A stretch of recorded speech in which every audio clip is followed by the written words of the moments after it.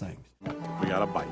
One of the most offensive films with the gratuitous images, Father of the Bride 2.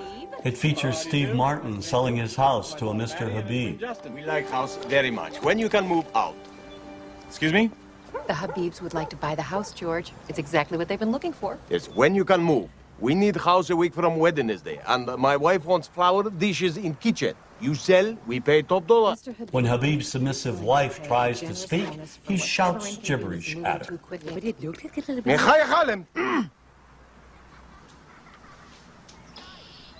And then he offers Martin a $15,000 cash bonus to move out in 10 days. Making real estate history here, George. When Martin tells Mr. Habib that he doesn't want to sell the house after all, he finds Habib's wrecking crew there, ready to demolish his beautiful home. And in a scene that calls to mind one of the most degrading stereotypes of the Jewish people, Mr. Habib demands an extra $100,000 to sell the house that he has owned for just a day back to Martin. You want me to take out a loan on something I owned free and clear just 24 hours ago? Well, that is up to you, George. Your path, your fence, your memories.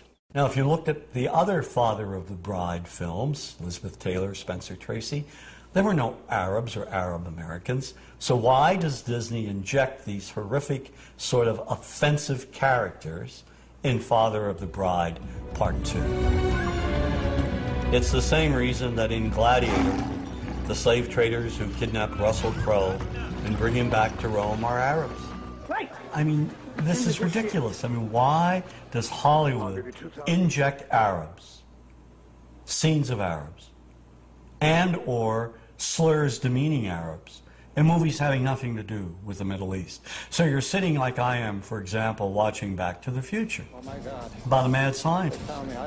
And yet, early on in the film, we see these ugly, inept Libyans with machine guns in a parking lot trying to gun down the protagonist. I mean, why?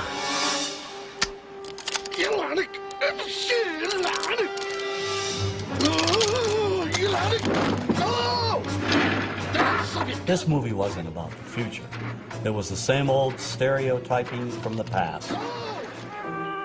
And the same goes for Hollywood's view of Arab women. The Arab woman today is bright, intelligent. She's someone who is exceeding in all professions. And yet this reality still is being denied us on silver screens. The highly sexualized belly dancer has been with us from the beginning of Hollywood's history, inspired by early images of the Orient as the place of exoticism, intrigue, and passion. But in recent years, this image has dramatically changed. The Arab woman is now projected as a bomber, a terrorist. Added to this image is what I call bundles in black. Veiled women in the background, in the shadows, submissive. It seems the more Arab women advance, the more Hollywood keeps them locked in the past.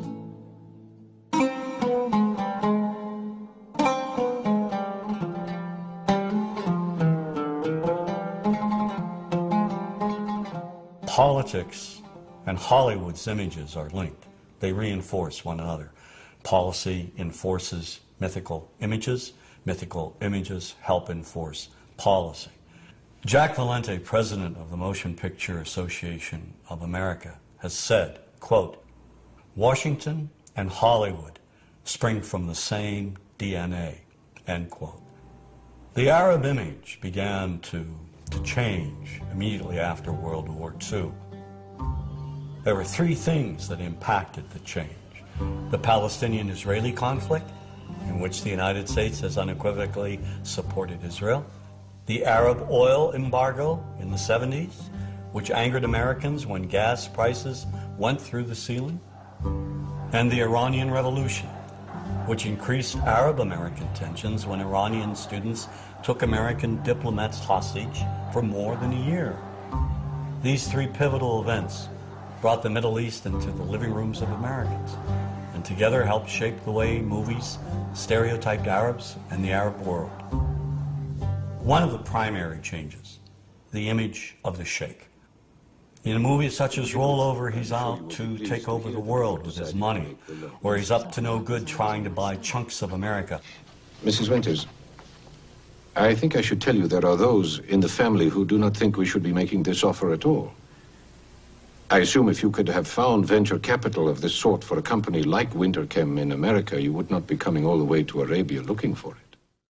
You see the oily sheik in Spielberg's Indiana Jones and The Last Crusade. You see the money-grubbing sheik who's out to commit all kinds of terrorism and launch a missile in earnest in the army. Gentlemen, behold my special club, the Pluton missile.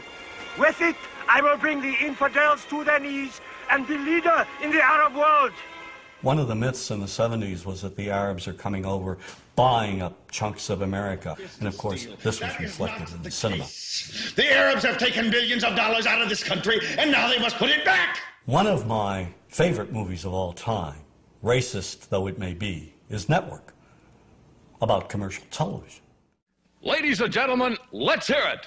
How do you feel? We're mad now, and we're not going to take this anymore. Network features a TV anchor rising to superstardom. How? He unleashes wild rants against the system on the air. But he directs the angriest of all his rants at Arabs, who he says are buying up America. They're buying it for the Saudi Arabian Investment Corporation. They're buying it for the Arabs. The anchor, Howard Beale, calls on the American people to rise up and stop the Arab buyout of his TV network. Listen to me, goddammit. The Arabs are simply buying us. There's only one thing that can stop them. You. The rage of Americans in response became one of the most famous scenes in movie history. I want you to get up out of your chairs. I want you to get up right now and write a telegram to President Ford saying, I'm as mad as hell and I'm not going to take this anymore.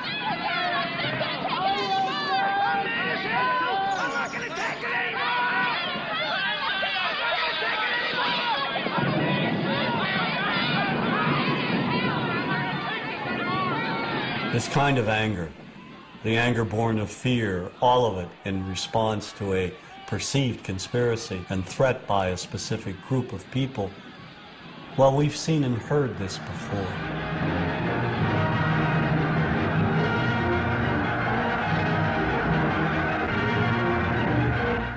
If we look at the anti-Semitic propaganda of the Nazis, at its core is an identical type of economic threat. This economic myth even made its way into children's books. Sadly, the popular image of Jews in Nazi propaganda resembles the popular image of Arabs in some of our most beloved Hollywood movies. The only difference being that the Arab usually wears a robe and headdress.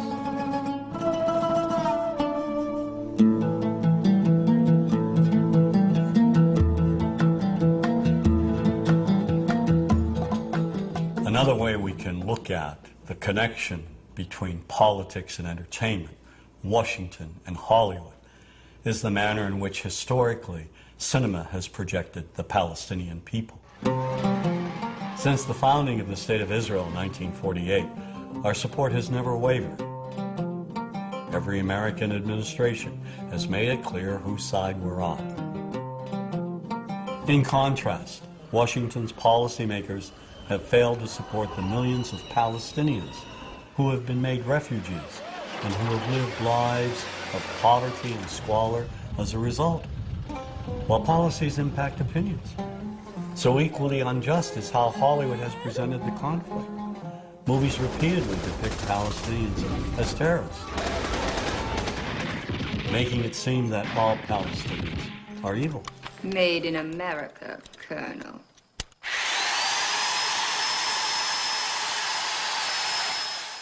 Now that image has been perpetuated by Hollywood films, beginning with the film Exodus.